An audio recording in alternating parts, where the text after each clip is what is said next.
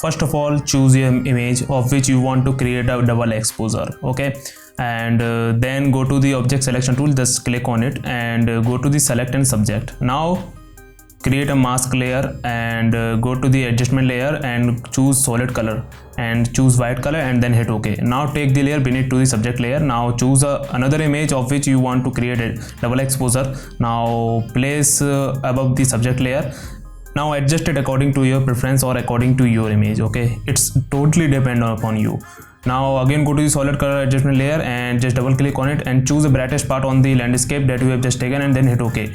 Now go to the blend mode and then choose screen.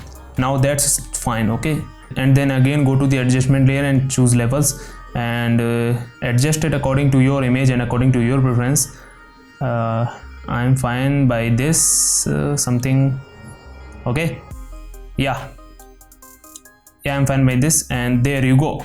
Here is your image.